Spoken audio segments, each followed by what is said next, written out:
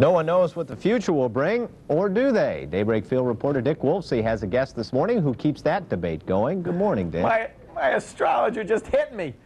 Oh, why? I don't know. He deserved it. I had a bad chart. That's why. He threw my bunny rabbit. Okay, no, he threw my watch rabbit. Stop that. Now we have David. We have your chart here. Are you ready to hear a little bit about yourself? I am. Okay. Why don't you talk to us about David? This is Astrologer Shirley Chenoweth. I got to reintroduce you. Hi. Do it, Shirley. Okay. Yeah. Well, David is a lovely Sagittarius, which means he's ruled by Jupiter.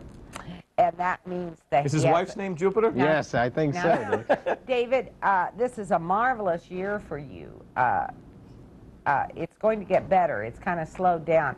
But I'm going to say that he's going through some great deal of expansion, especially around, he has had to watch his weight probably this year, too. Yeah. Yes, definitely. And a lot of frustration back between probably last October, even though he doesn't show it that much publicly. Sages are this wonderful gift of philosophy and wisdom. They're very bright people.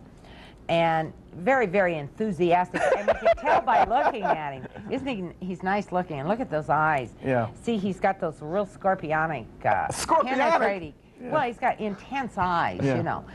But there's something about him. He's kind of a Walter Cronkite type. There's a trustworthiness about him. The crew is going wild back there. They don't like any of this. Yeah. Did you tell him how much the check was that you told me to say all this? Have you written my check yet? No.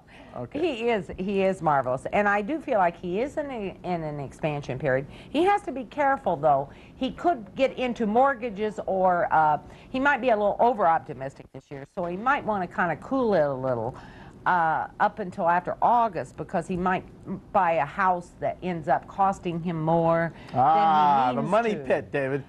Yeah, a money pit, or even, you know, just a little bit of overconfidence, possibly.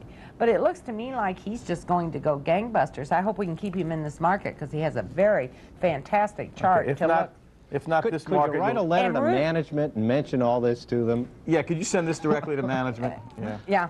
Well, David, the point is we're going to see you in a bigger market. It may be Kroger's, it may be Marsh, or it may be... Yeah, that's what it sounds like. Okay. Hey, now listen, we're going to, at the next segment, we're going to take a look at our audio guy, Tom Duffy, and if we have time, we'll take a look at some of the other charts of the people there on the set, but that's coming up in a few minutes. I better be careful about buying all those baseball cards I buy. Absolutely. I don't want to get overextended. You could get a phony one right now. I could? Yeah.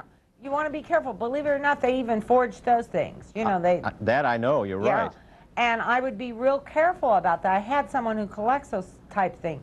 And right now, you had to be a little careful with that. Okay. All right. I'll have to give that one back to my son. Thanks a lot.